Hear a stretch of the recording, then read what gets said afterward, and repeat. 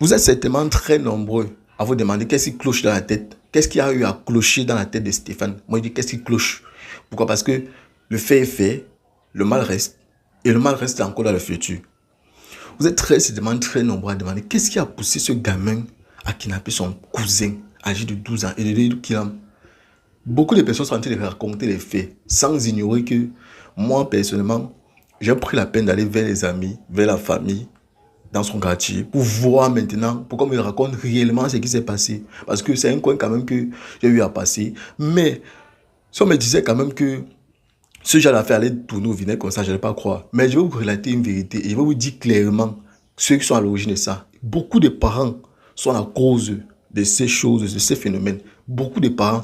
Et d'après l'information que j'ai pu tirer hier, son père aurait pu empêcher ça.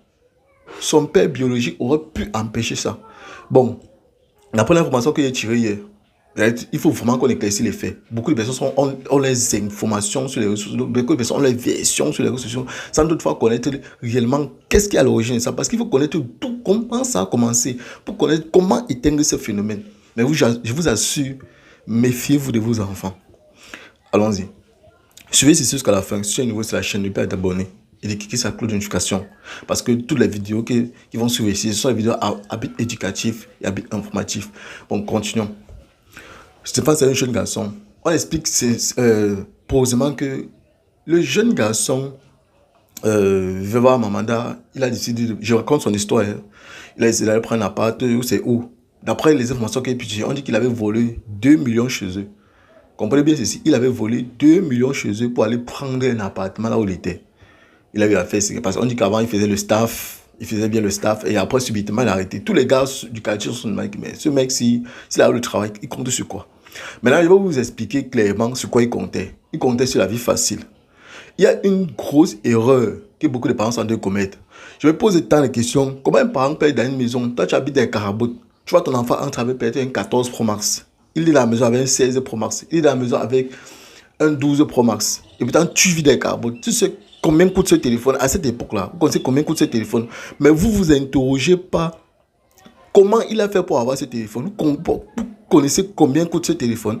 Ce qui fait en sorte que dans les sous-quartiers, je vais vous rappeler une chose. Dans les sous-quartiers, vous allez voir qu'il y a beaucoup d'arnaques.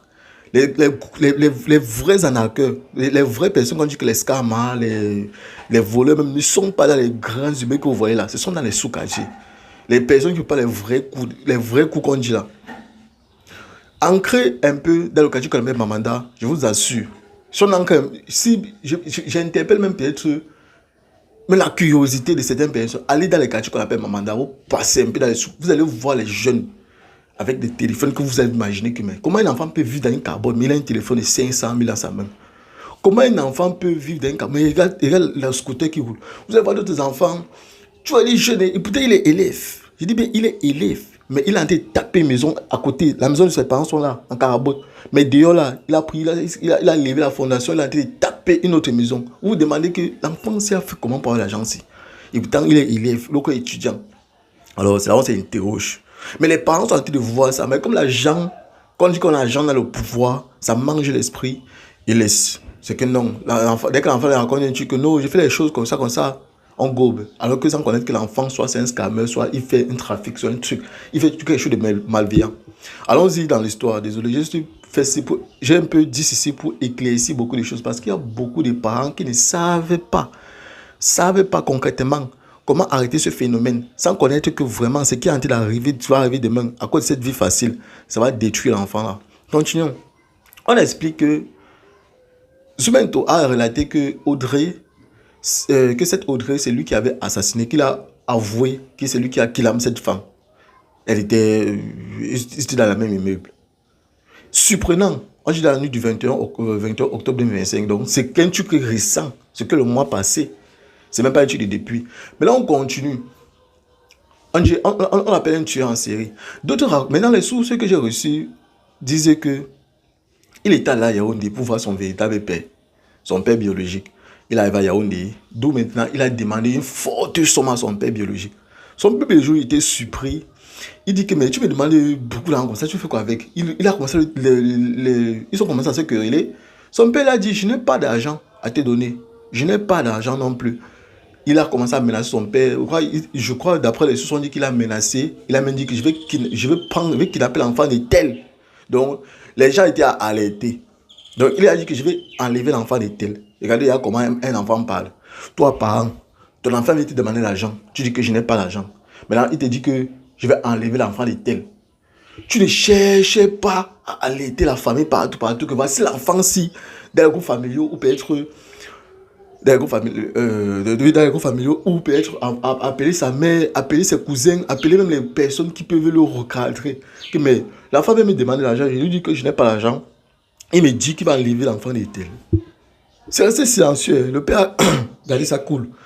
Il est rentré à Douala. D'après ce que les soucis racontent encore, c'est que bon, il menait sa vie. Les gars au quartier étaient même posés avec lui. On dit même que dimanche dernier, il est arrivé, il a tapé la santé avec les gars au quartier. Le match était posé. Personne n'était là, personne ne pouvait se douter qu'il préparait son coup. Sans connaître qu'il sonnait déjà, il avait déjà son coup en tête. Maintenant, on raconte que il a continué par son effet, il a suivi, il a organisé son coup, il a réussi à guêper l'enfant. Désolé, moi, si j'étudie un peu les thèmes, un peu, c'est pour un peu éviter les problèmes de l'algorithme. Il a guêpé l'enfant, il a tué l'enfant, il a amené, on dit c'est où, c'est encore derrière une maison similaire. Donc, même pas très loin de la maison du défunt.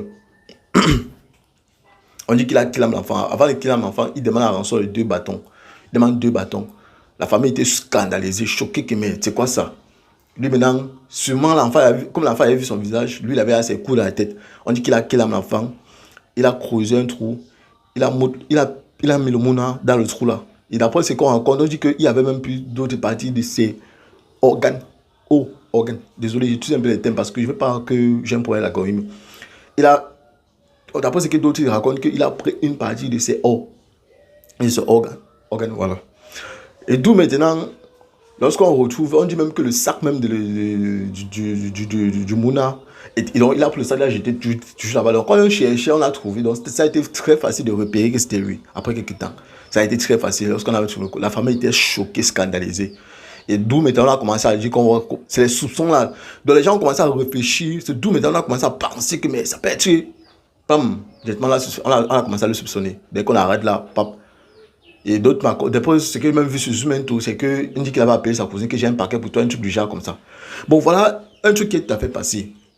Maintenant, on va dire que bon, comment allons-nous tirer une conclusion pour pouvoir éviter? Parce que logiquement, c'est un enfant de 12 ans qui a perdu une vie.